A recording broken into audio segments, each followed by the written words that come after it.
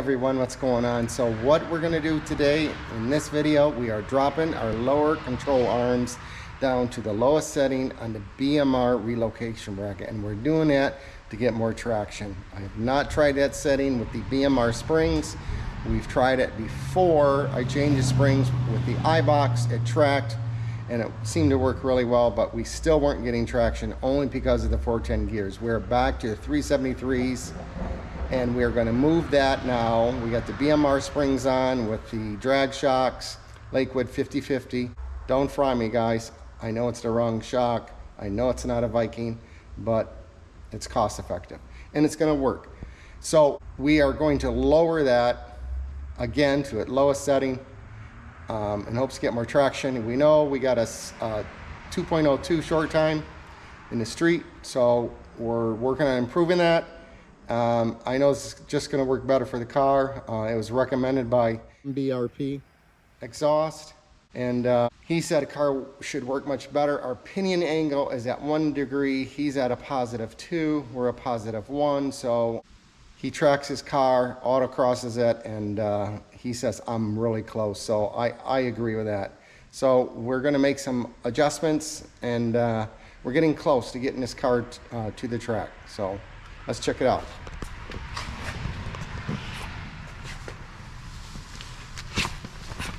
So we have Steeda billet aluminum arms, lower control arms. Here's the BMR bracket. We are in the second setting. We're going to drop it to the lower setting, and then we'll get it retorqued to 129 foot-pounds. All right, pull our stud out. The nut is 13/16, and the head on the stud is 7/8. But this is a pain in the butt just because when you're laying on the ground, you just have no leverage. So we're just gonna knock it down. I got the axle on support of the jack stands. The key here is trying not to get this to move on us. So it's really hard getting it lined up.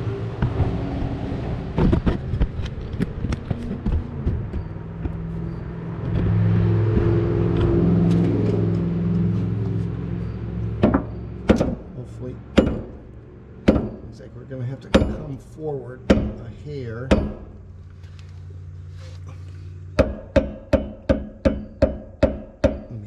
We're in luck. We are in luck, guys. We're lined up perfectly. We'll get the other stud in. We'll tighten down to 129 foot-pounds of torque and do the other side. So you guys can watch me struggle just for the video. It's a labor of love for our cars, right?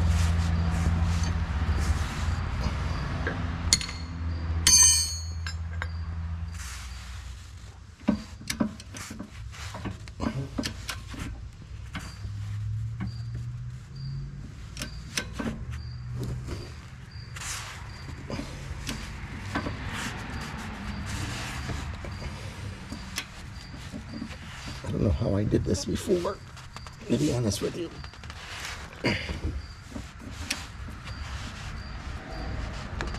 I think it was up higher than where I have it now.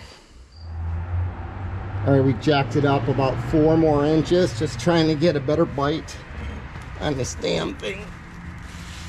There we go. We got it.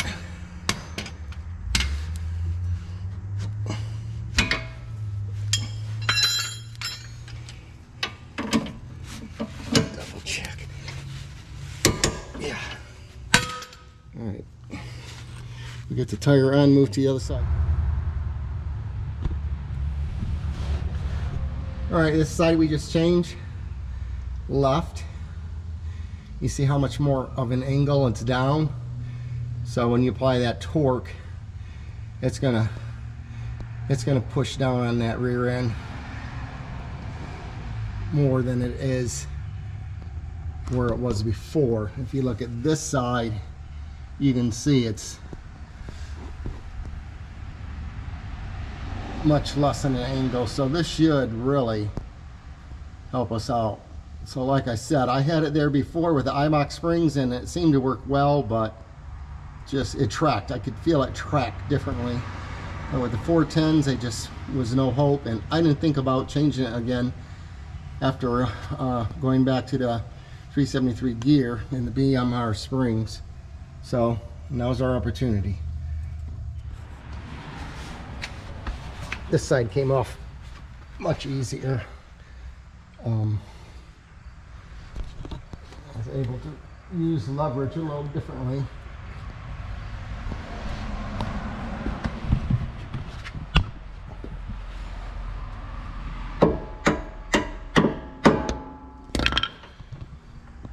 Hopefully we can get this one lined up just as easy as the other side.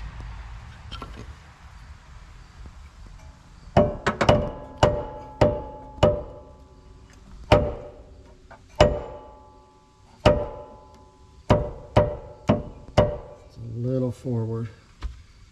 I should make it work.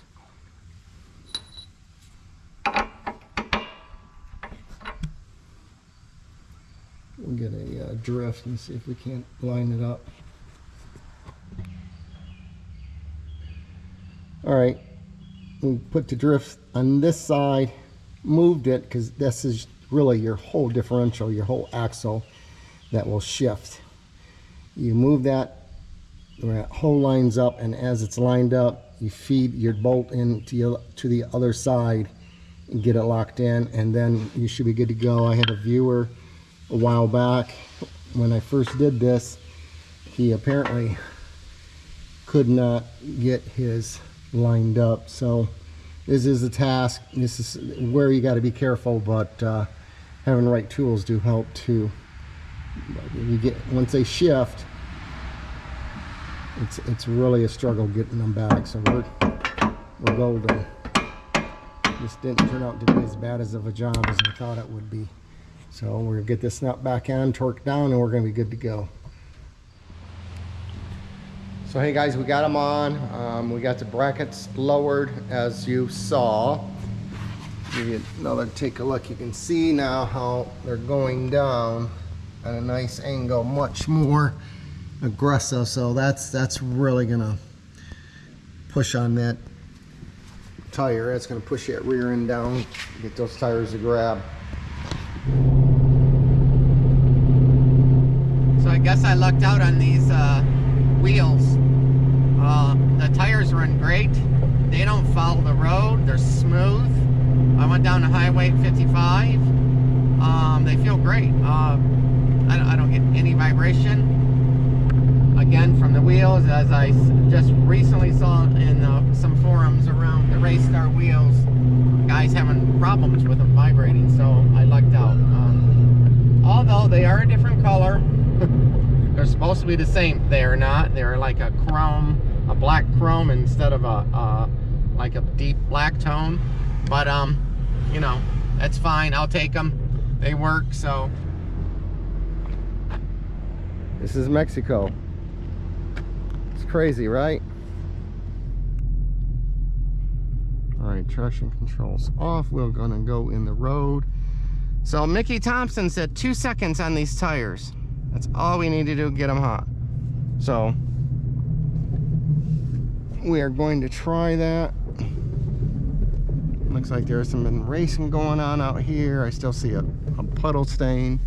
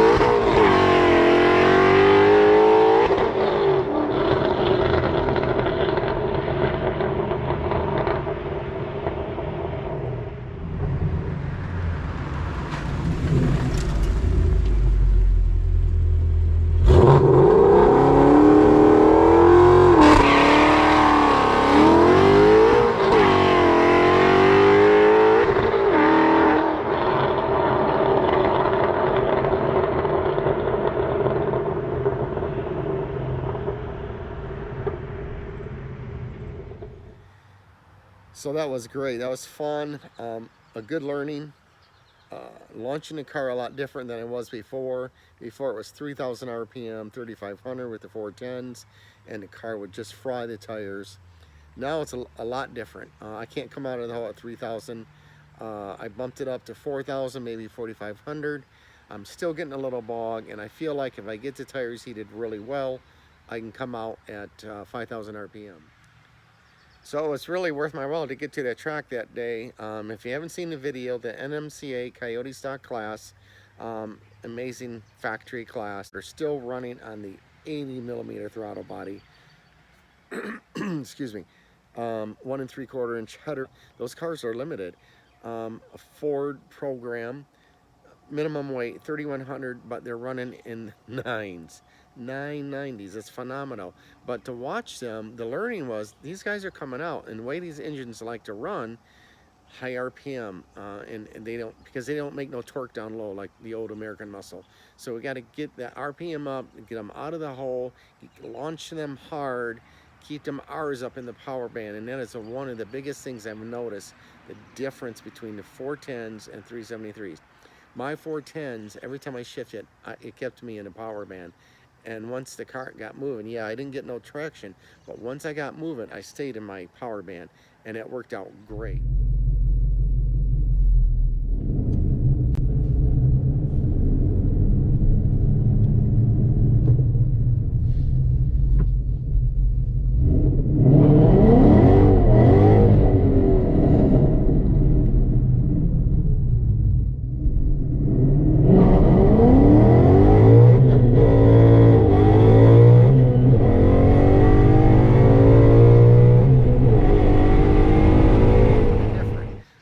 The 373s are a little bit different. If I were to change the gear again, which I'm considering, but not this year, I'd go to a 390. I think that would be a perfect gear for this car, but we're going to stick with the 373s. We're going to work with it.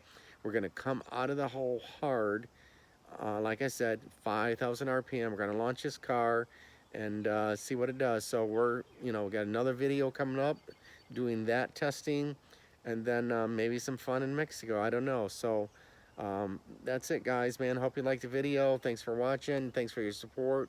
Like and subscribe, and take care.